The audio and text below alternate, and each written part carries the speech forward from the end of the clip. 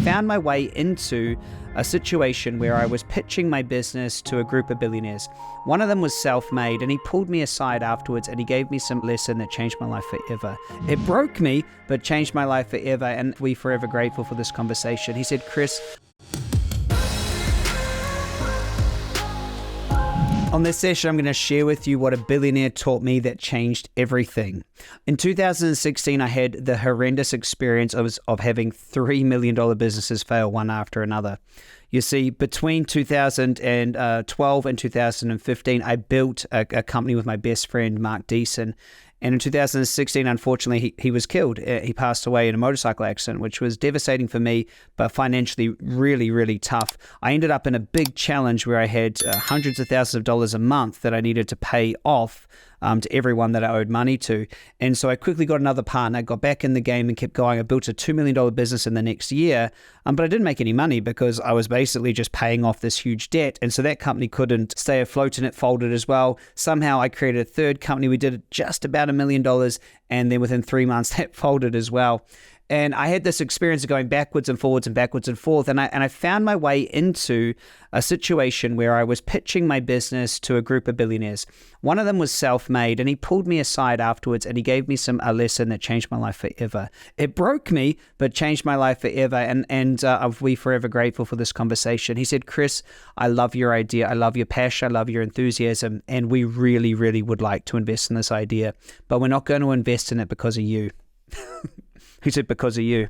And I was like, what do you mean? He said, you are so addicted to the structure of drama and failing and fixing yourself that we can't invest in you. And I invest in founders and CEOs. He said, you talked to all of us about how many courses you've been doing, how you go to Tony Robbins events, and you've done all these mindset things. And he said, and the problem is self-development in that structure is only going to lead you to continually finding more things to fix about yourself. Oh, man, it was the worst conversation. And so he just looked at me and he goes, so I'm really sorry, Chris, but you cannot grow an abundance forest planting seeds of scarcity. And what you're doing is you keep planting seeds of you're not good enough, trying to fix yourself, that you don't have it within you. He said, none of us really know how to build our businesses. You must get into a different structure. And he could see I was really upset by it. He said, Chris, you must learn to be it, to see it. Instead of trying to fix and change to finally become it, you need to be it. You need to be in the end result of it. He said, you need to let go of this mindset of that you're from this small town at the bottom of the world, right? He said, I know that you're from New Zealand. I know that's where you're from, but you need to let that part of you go. He said, the one thing that's going to stop you the most is identity. You have the identity of someone who's not it. You don't feel like you belong. You feel like you're an imposter. You feel like you're not good enough, not worthy, not capable, not perfect. And you keep trying to fix it. He said, Chris, you must realize that personal development in that structure just will keep you going around and around in circles. He said, you'll go for what you want. You'll feel uncomfortable feelings. You'll try to go get a meditation, chanting, breathwork, healing to try to fix it, only to be led back to where you started. He said, you must become super conscious. So he shared to me that I must restructure my consciousness. I listened to his advice. Over the next 3 years, I built an 8-figure company. I then exited that company and built another 8-figure company, which leads me here today to be talking to you about how you can make money and grow a business. And it was all down to this. So here is what he shared with me, is that in life, there are two different structures that we can be in. One structure is called a creative structure. A creative structure is where you're focused on a true end result, okay? A true end result is a result that you want to create just because you want it, okay? Then we have a different structure. And this structure is the problem-orientated structure. This is focused on how you're wounded. In the problem-orientation structure, it may look like you're going for your true results, but actually, you're just trying to make up for a way that you feel inadequate. So what he noticed in me is that I wasn't actually just trying to create a business and have a business be successful. What I was actually trying to do was to make money and prove to the world how good I was. And so because the business was there to prove how good I was and for me to get somewhere else, I wasn't in it. So the first thing he told me was, Chris, you need to live in the creative structure. And I had no idea what the creative structure was. And he said the creative structure is made up of 3 points. He said it's made up of where you want to go, where you are now, and an action to take to get there. He said the problem structure is made up of where you are, a way that you think you're broken, and trying to compensate for it.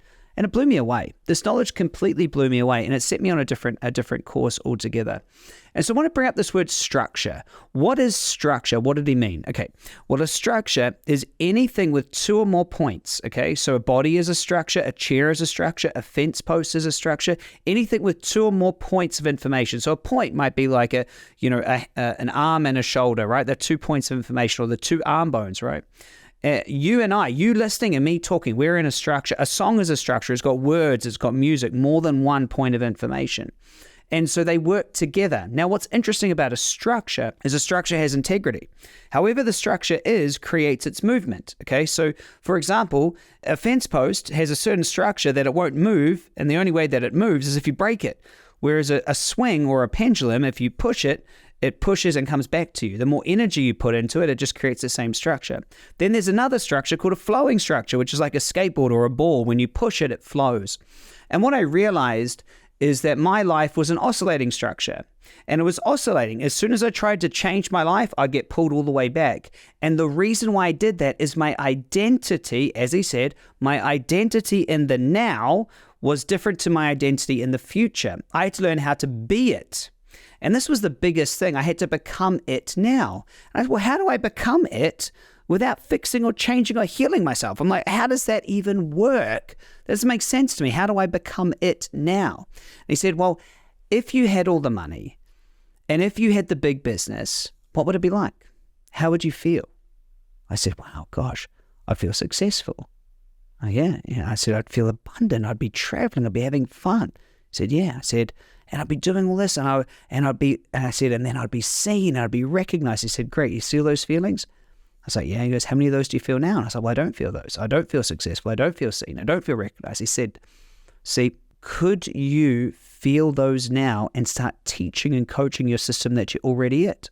He said, why would you give the power to money or fame or success or a business?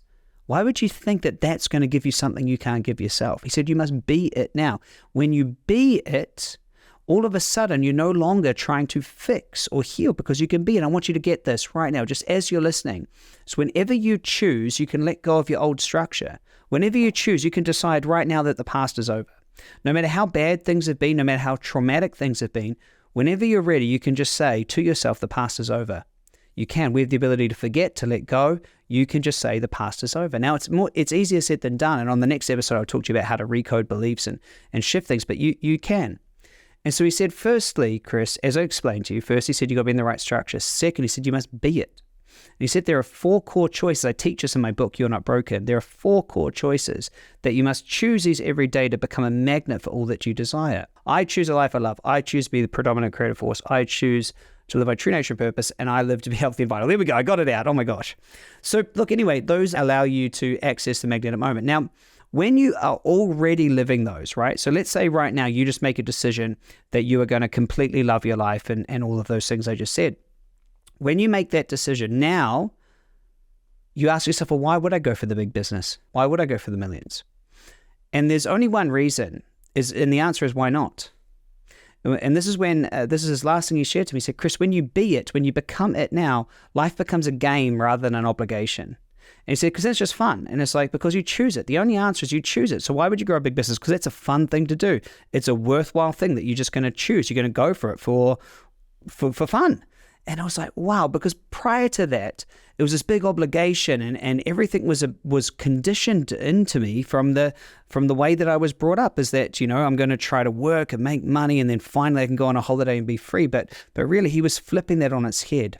And so when I really understood what he said is that he can't invest in someone who's not being it, right? Who doesn't be and sit in the end result that they're already where they want to be. If this person is always trying to be a chaser and being a not it, they'll never get there.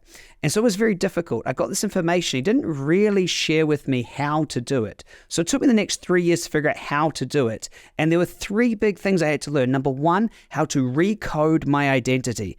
Number 2, how to use creative intuition to pull in the right ideas. And 3, how to integrate my shadow. And that's exactly what I'm going to share with you on the very next episode, which is how I built a $20 million and 8-figure a year business with one weird superconscious mind technique. So I hope you're enjoying the podcast and I hope you check out the next session.